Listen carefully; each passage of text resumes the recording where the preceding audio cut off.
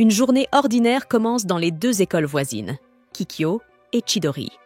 Le regard de Rintaro se perd vers les fenêtres du bâtiment d'en face, acceptant en silence que les mystères de cette prestigieuse école pour filles resteront à jamais hors de sa portée. Surtout que les filles de Kikyo évitent les garçons de Chidori comme la peste. Un matin, Saku Shuhei et Ayato se disputent avec deux gars venus d'un autre établissement. Chaque camp veut reculer, se rejetant mutuellement la faute de s'être gêné. Juste au moment où les choses risquent de dégénérer, Rintaro intervient et fait fuir l'autre groupe. Il suffit d'un simple regard pour les terroriser. Il réprimande gentiment ses amis pour avoir semé la pagaille. Mais Shuhei lui retourne la remarque. Selon lui, c'est Rintaro qui a provoqué les autres en premier. Apparemment, CS garçons avaient déjà mentionné Rintaro un peu plus tôt. Alors qu'ils reprennent leur chemin vers l'école, Rintaro se souvient soudain d'où l'un d'eux pourrait l'avoir vu. Un jour, devant chez lui, un couple s'était disputé dans la rue. La fille avait giflé son petit ami avant de s'en aller furieuse. Rintaro, voulant l'aider, s'était approché du garçon pour vérifier s'il allait bien. Mais le pauvre avait paniqué, pensant qu'il allait se faire frapper, et s'était enfui avant de trébucher et de se blesser. Six amis écoutent, peu impressionnés. Rintaro a peut-être bon cœur, mais avec un visage comme le sien, les gens pensent généralement qu'il est prêt à tuer quelqu'un. En marchant, il croise deux élèves de Kikyo, qui baissent aussitôt les yeux pour éviter tout contact visuel. L'une d'elles fait tomber son mouchoir. Shuhei, dans un élan de gentillesse, le ramasse et tente de le lui rendre, mais la fille le foudroie du regard et lui ordonne de le jeter, refusant d'avoir affaire à des types comme eux. Malgré ce rejet évident, Shuhei fait mine de ne pas s'en formaliser. Il se persuade qu'elle était juste trop timide pour parler à un mec aussi séduisant que lui. Sur ce, les garçons entrent dans leur propre établissement, un bâtiment sobre et sans prétention, juste à côté de l'élégante académie Kikyo. Rintaro ne peut s'empêcher de réfléchir à la différence frappante entre les deux écoles. À chaque croisement, les filles de Kikyo agissent comme si les garçons de Chidori étaient radioactifs. Chidori est une école publique réservée aux garçons, connue pour être remplie d'idiots et classée parmi les dernières au niveau scolaire et en réputation. Le mépris que Kikyo voue à Chidori est tel qu'ils gardent même leurs rideaux fermés pour ne pas voir le bâtiment voisin. En consultant son téléphone, Rintaro reçoit une notification lui rappelant qu'il doit aller travailler plus tard. Il doit donc décliner l'invitation de ses amis. Plus tard dans la journée, la pluie tombe sans relâche. Mais Rintaro court à travers l'averse pour rejoindre le café où il travaille. Une fois arrivé, il demande à la gérante, qui est aussi sa mère, Kyuko, si c'est vraiment une bonne idée qu'il soit en contact avec les clients, craignant que son apparence ne les effraie. Mais Kyuko le rassure. Ce n'est pas un souci, il n'y a qu'un seul client dont il devra s'occuper aujourd'hui. Tout le reste de l'équipe est occupé à préparer les pâtisseries pour l'événement du lendemain, laissant Rintaro seul au comptoir. Alors qu'il installe les choses derrière le bar, il remarque un parapluie mouillé posé près de l'entrée.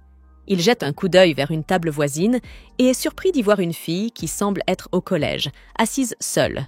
Ce qui attire encore plus son attention, c'est le nombre de gâteaux qu'elle a déjà mangés. Les assiettes vides autour d'elle suffiraient à faire tourner les têtes.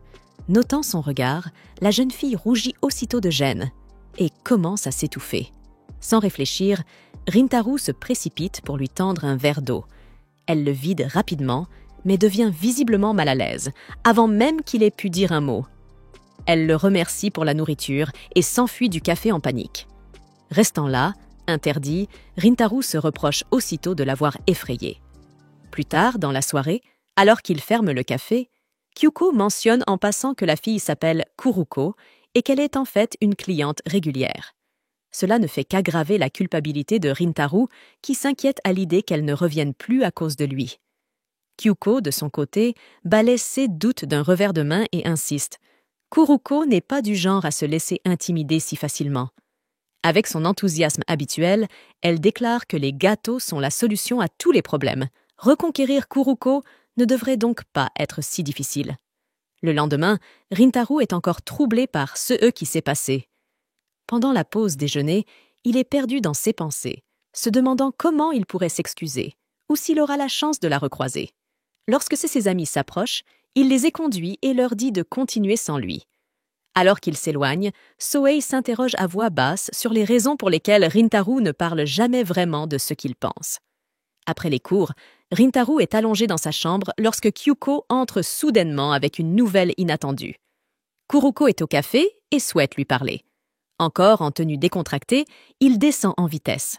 Il la trouve qui l'attend. Pris au dépourvu par sa présence, il la salue avec un peu de maladresse. Et soudain, elle lui dit qu'elle va le récompenser. À sa grande surprise, Rintaro se retrouve assis en face d'elle, une part de gâteau à la fraise et une boisson posée devant lui. Bien qu'intrigué, il se laisse porter par le moment. Kuruko était apparemment venue s'excuser pour sa fuite soudaine la veille. Il tente d'abord de refuser le gâteau, mais il remarque qu'elle jette des regards furtifs à la pâtisserie. Sans dire un mot, il glisse doucement l'assiette vers elle, lui proposant de le reprendre. Malgré une résistance initiale, la tentation du dessert est trop forte pour qu'elle puisse y résister. Rintaro l'observe, tandis qu'elle prend de petites bouchées joyeuses, réalisant à quel point son appétit est grand pour une fille à la silhouette si frêle. Lorsqu'elle a fini, Kuruko explique qu'elle n'avait pas prévu de manger autant de gâteaux. Elle pensait être seule, en sécurité pour se laisser aller, jusqu'à ceux qui la surprennent en pleine frénésie. Ce qui l'a embarrassée, ce n'était pas la peur, mais le fait d'avoir été vue dans cet état. Elle avoue qu'elle l'avait déjà vue aider au café et qu'elle avait toujours été curieuse à son sujet. Ce n'est qu'à ce moment-là que Rintaro comprend qu'elle ne s'était pas enfuie par peur. Elle était partie parce qu'elle était nerveuse. Non pas parce qu'il avait l'air effrayant, mais parce que quelque chose en lui faisait battre son cœur plus vite. Il se surprend à penser que, dans un jour normal, la plupart des filles réagiraient à sa vue par un frisson ou une hostilité à peine voilée. Et pourtant, les paroles de Kuruko sont à l'opposé complet. Le souvenir de sa petite confession repasse dans sa tête et, contre toute attente, il sent la chaleur lui monter au visage. Troublé par cette soudaine vague d'émotions, il se lève et propose de la raccompagner jusqu'à la gare, puisqu'il se fait tard. Kuruko, réalisant l'heure, semble surprise, mais accepte. Cependant, après avoir acheté un autre gâteau, elle décide finalement de rentrer seule à pied, disant que la gare n'est pas loin. Alors qu'elle s'éloigne, elle se retourne soudainement. Avec un sourire qui illumine tout son visage, elle lui dit qu'elle ne l'a jamais trouvé effrayant. Pas une seule fois. Elle le remercie à nouveau pour le gâteau, puis disparaît dans la nuit.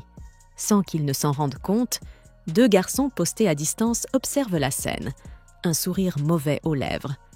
De retour dans sa chambre, Rintaro fixe des cafards près de sa porte, puis enfouit son visage dans ses bras, l'esprit embrouillé.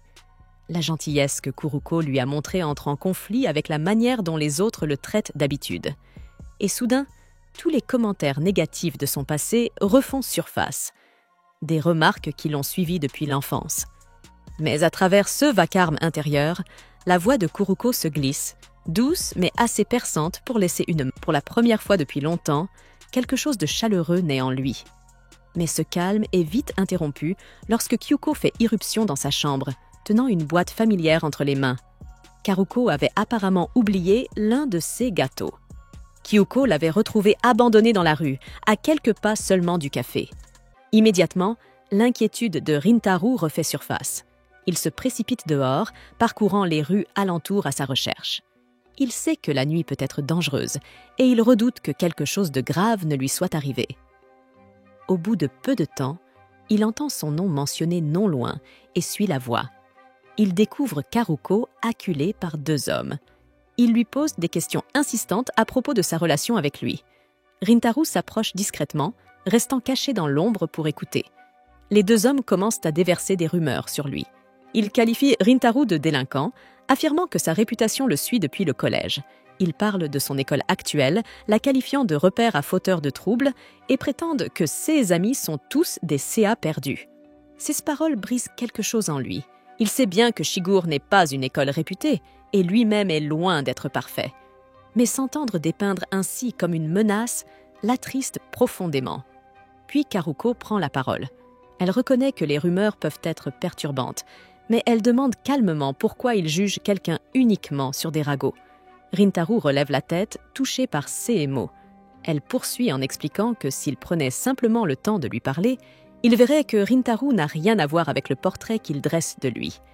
Les deux hommes, obstinés, refusent de l'écouter. Karuko n'insiste pas davantage, mais leur dit fermement que même s'ils ne veulent jamais lui adresser la parole, ils n'ont pas à répandre des mensonges à son sujet. Accuser sans chercher à comprendre n'est pas juste. Il relâche le bras de Karuko, mais au lieu de la laisser partir, l'un d'eux lève le poing, prêt à frapper. Sans hésiter, Rintaro surgit et s'interpose, protégeant Karuko de son propre corps. Karuko pousse un cri de stupeur, paralysée par la peur, tandis que Rintaro se dresse comme un rempart devant elle. Une fois assuré qu'elle va bien, il tourne son regard noir vers les deux agresseurs. Dès que leurs yeux croisent les siens, ils blêmissent. Terrorisés, ils reculent aussitôt et prennent la fuite sans jamais oser se retourner. Karuko se précipite vers Rintaro, levant les mains vers son front désormais en sang, là où il s'est cogné contre le mur. Elle s'excuse frénétiquement, se reprochant la blessure. Mais Rintaro tente de la rassurer. Ce n'est pas le coup qui l'a blessée. Il s'est cogné contre le mur en se précipitant pour la protéger, alors ce n'est pas aussi grave que ça en a l'air. Puis, contre toute attente, il ajoute que cette blessure est une punition.